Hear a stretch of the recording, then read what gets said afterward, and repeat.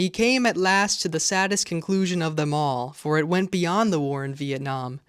He had come to decide that the center of America might be insane. Are we doomed? Is everyone illiterate now? Yeah, I guess so. Of all the books I read last year, The Armies of the Night is the only one I actually wanted to write about. I liked all the other ones I read too, but this one just kinda got to me. I had a turbulent relationship with it, it asked me questions that I had a hard time answering. So I wanted to go over a little bit of what I found interesting here. This is a very cursory glance at the thing. I don't want to read the book for you. I just want to share some observations on how we occupy space based off of what I read. If you're already bored, I mean, fair enough, for sure, fair enough. Have fun on Red Note. We proceed. This is a video of Norman Mailer getting bullied on the Dick Cavett show. Why don't you look at your question sheet and ask a question? Hey, can I talk to the audience for a moment? Why don't you fold it 5 ways and put it where the moon don't shine? Dick...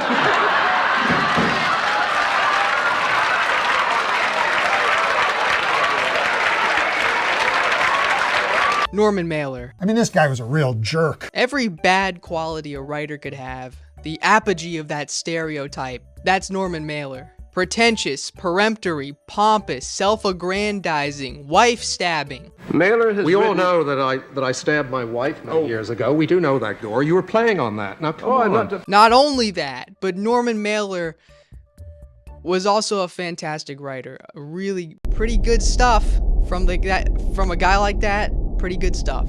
It's a tale as old as time. Now, one could delve into another interminable art versus the artist discussion, but that's not really applicable here. Because in 1968's The Armies of the Night, art is the artist, history is the novel, and the novel is history. It's on the cover. Can you see it? Is that visible? The Armies of the Night is split into 2 parts, both concerning the October 21st, 1967 march on the Pentagon in protest of the Vietnam War. The first part, History as a Novel, is a retelling of Mailer's experience as a participant and eventual prisoner, written in the third person. The second part, The Novel as History, is a broader examination of the protest. Here, Mailer takes you from organizing the protest, a volatile act of balancing civil disobedience and bureaucratic interests, to the very last bloodied victim dragged off of the Pentagon Mall the night following the main event. Mailer plays with form here, and he does it well. He takes a lot of liberties afforded to him by the medium. He glides in and out of perspectives in a way that a strict historian would deem impertinent. Shifts focus to encompass more than a singular look at the march in a vacuum. Goes off on tangents that would best be described as inappropriate in an academic context. But it all serves a greater purpose. Mailer is looking to find meaning in the march, not a simple cause and effect, but a deeper spiritual one that can't be found solely in the facts. He even eschews the history as a novel gimmick later in the second part to return to this pursuit. Now, there's no question Mailer also uses the furnishings of a novel to his own egotistical advantage, especially when portraying his shortcomings. In referring to himself in the third person, he is able to sweep under the rug some of his worst qualities, and what he's unable to obscure, he tries to make endearing. Mailer's blinding egotism, for example, is something that's often played for laughs, but he never really made it land for me. He also spends a baffling portion of the book lamenting over his life's greatest antagonist, women. These digressions are unappealing, gross, and in attempting to provide some great insight into womankind, only really serve as a window into the most wicked facets of Mailer's disordered mind. It is strange, then, that in the second part, Mailer actually takes time to mention the US military force's disproportionate violence against the female protesters. Regardless of how intentional that parallel may be, it obviously fails to paint old Norman in a very favorable light.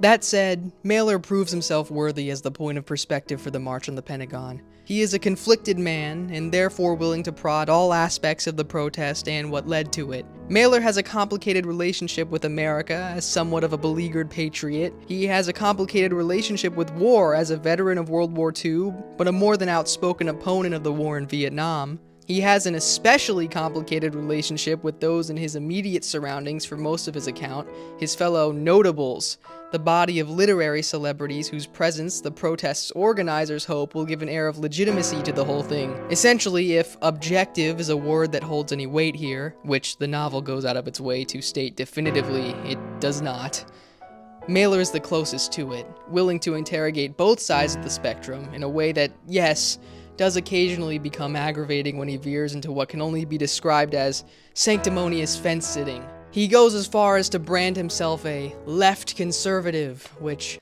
I think really does say it all. Of course, as difficult as he makes it, there's no way to deny the quality of insights Mailer provides as this novel's comic hero.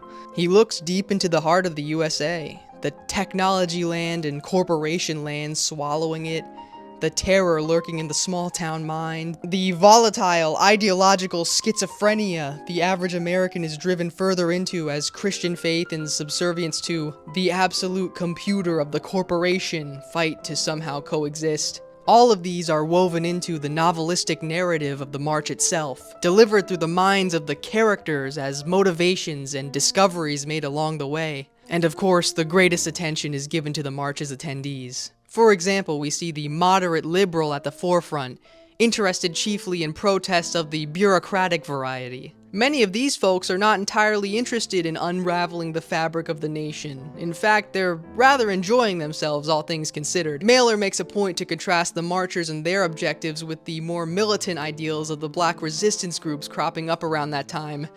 Not all that gracefully, but I digress. These upper-class Pentagon marchers have no intention to lay their lives on the line for their cause. They have no intentions of starting a riot or even engaging in civil disobedience beyond the disposal of draft cards. They are here to give speeches, listen to speeches, listen to speeches, listen to speeches, listen to speeches, listen to speeches, and finally take a government-approved walk to the Pentagon parking lot, board a bus, and go home. Can you imagine that, by the way?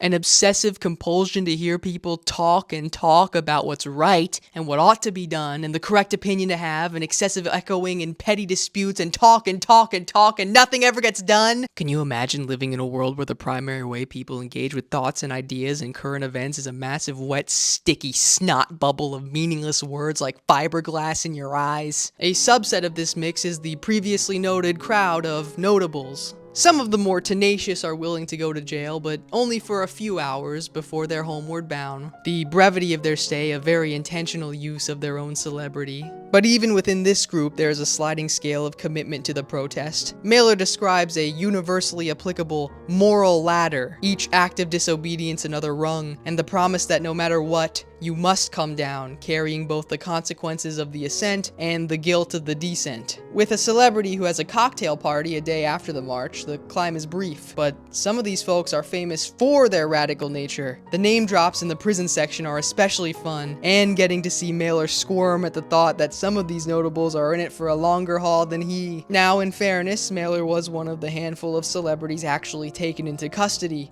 the first among the notables to cross the military police line and be thrown into a prison-bound camper that afternoon. But was that in the true spirit of protest against the war in Vietnam, or because Mailer liked to be the center of attention?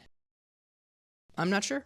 At the end of it all, Mailer's hope for America and the march lie in the scrappy, young, new left, the radical youth, primarily college students, who despise authority and are ready to go just a bit further than anyone else in the spirit of revolution. They are poor strategists, audacious in ways that occasionally evoke secondhand embarrassment, but they have a heart. They know that true, meaningful protest should not be following a government-mandated path to a parking lot, then standing there waiting for the bus. You have to go out of your way. This book does not get its title from the daytime march, a turgid crowd of moderates bored to indolence after hours of soul-deadening speeches, a swelling of tens of thousands whose efforts against a war they found unconscionable amounted to staying in line. The soul of the march, Mailer argues, lies in the people who stayed the night. That handful of young stragglers who, wildly outnumbered and surrounded on all sides, planted themselves at the Pentagon Mall and sat there until they were all viciously beaten and arrested, one by one.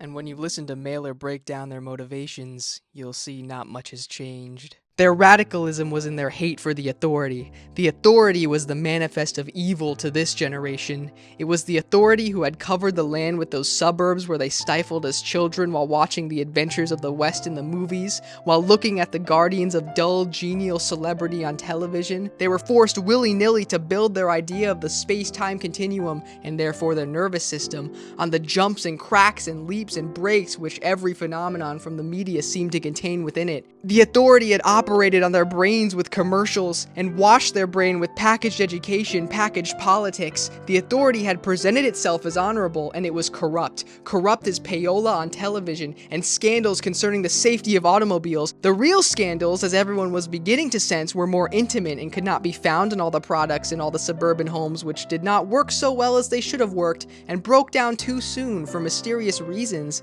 The shoddiness was buried in the package, buried somewhere in the undiscoverable root of all those modern factories with their sanitized aisles and automated machines. Perhaps one place the shoddiness was buried was in the hangovers of a working class finally alienated from any remote interest or attention in the process of the work itself. Finally, this new generation of the left hated the authority because the authority lied. It lied through the teeth of corporation executives and cabinet officials and police enforcement officers and newspaper editors and advertising agencies, and in its mass magazines were the subtlest apologies for the disasters of the authority, and the neatest deformations of the news were grafted in the best possible style into the ever-open mind of the walking American lobotomy, the corporation office worker and his high school son. Man. And all this has led me to ask myself, what happened? Or rather, what didn't happen? It was really the concept of the march that stuck with me so much. A protest on government property, on a path approved by Uncle Sam. It made me think about the internet. All of these problems persist, but things are a little different now. People exist in two spaces now, as corporeal forms and globs of bandwidth.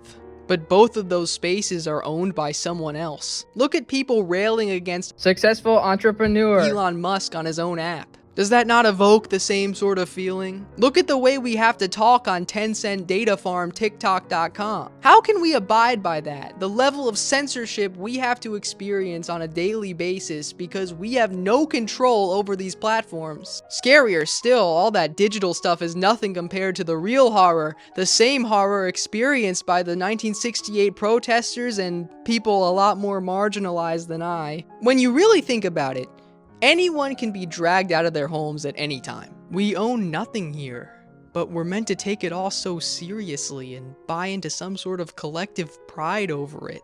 And however robbed I may feel, I've heard tell of people here before my ilk that got a pretty raw deal. Look man, all I'm saying is everyone complains about PC woke, can't say slurs anymore, even though every week I see one come back into the group lexicon no problem.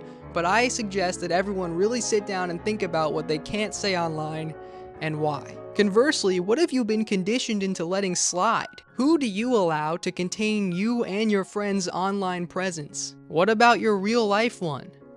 Do you have a real life? Do I? Just a thought. Mailer ultimately predicts to a T the result of the march, which is not much. I mean, it certainly didn't stop the Vietnam War. Even so, the book does make it evident that there was meaning to be found in the whole affair, and I think Mailer found it, that scrappy little pest. This is a story of utter failure, a protest on rails doomed to be DOA. But a few of its participants managed to come together and light the flame of demonstration at great personal cost and little avail, but they did it. They held on to the spirit of the thing, and I think that's good.